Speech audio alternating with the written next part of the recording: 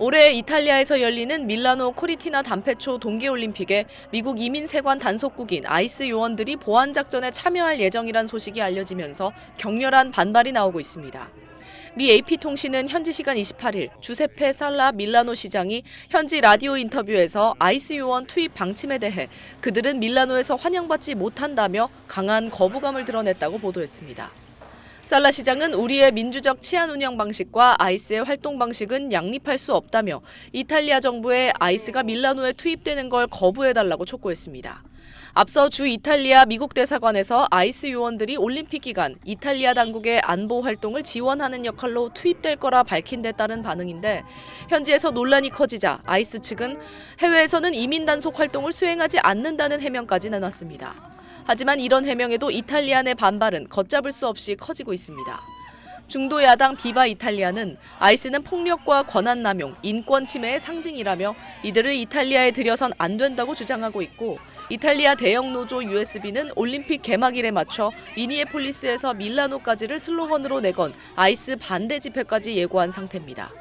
결국 안토니오 타야니 부총리 겸 외무장관까지 나서 무장한 인물을 체포하는 것과 사살하는 건 분명히 다른 문제라고 이례적으로 미국 국내 문제를 우회 비판하기도 했습니다. 아이스 측은 모든 작전은 이탈리아 당국의 지휘 아래 이루어진다고 재차 해명을 내놨지만 이탈리아 정치권과 시민사회의 반발이 워낙 거세 올림픽을 한 달 앞두고 아이스 투입을 둘러싼 논란은 계속될 걸로 보입니다. SBS 김민정입니다. 현지 시간 27일 오전 미국 미니애폴리스에 있는 에콰도르 영사관. 문을 강제로 열려던 미 이민단속 요원을 영사관 직원이 막아섭니다.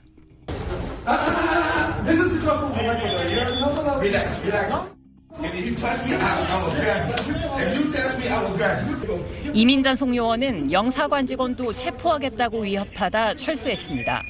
국제법을 무시하고 다른 나라 영사관까지 무단 진입하려 한 겁니다. 에콰도르 정부는 에콰도르 주재 미국 대사관에 항의 서한을 보내 재발 방지를 요구했습니다. 트럼프 미 대통령이 추방시켜야 한다며 인신공격을 했던 미국 최초의 소말리아 이민자 출신 하원 의원은 액체 분사 공격을 당했습니다. We must abolish ICE for good. DHS Secretary Kristi Noem must resign or face impeachment. 악취가 나는 액체를 뿌린 50대 백인 남성은 체포됐는데 액체가 뭔지는 밝혀지지 않았습니다.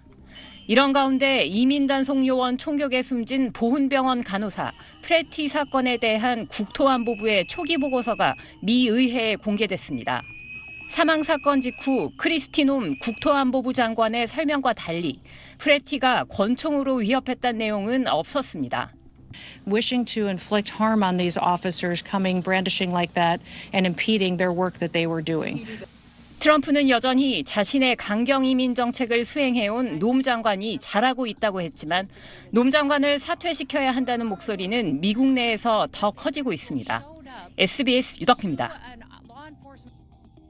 미국 이민세관 단속국 아이스가 다음 달 8일 캘리포니아주 산타클라라에서 열리는 슈퍼볼 행사에 단속 요원을 배치할 걸로 보인다고 영국 가디언이 보도했습니다.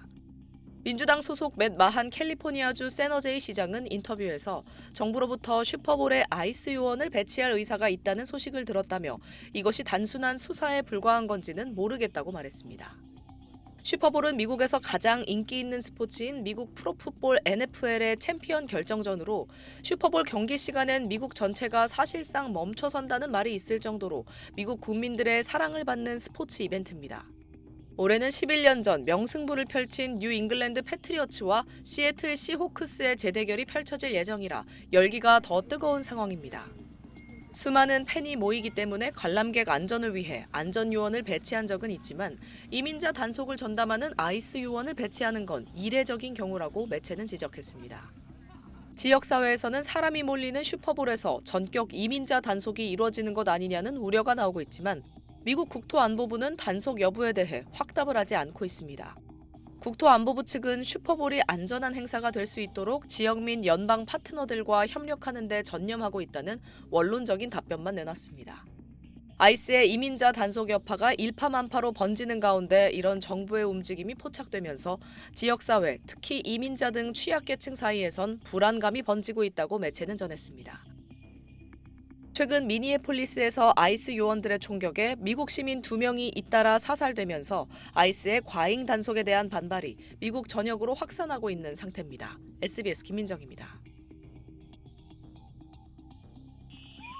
트럼프 미국 대통령이 미네소타주 미니애폴리스에서 발생한 연방 이민 요원 총격 사망 사건과 관련해 처음으로 사태 수습을 위한 단속 축소, 철수 가능성을 시사했습니다.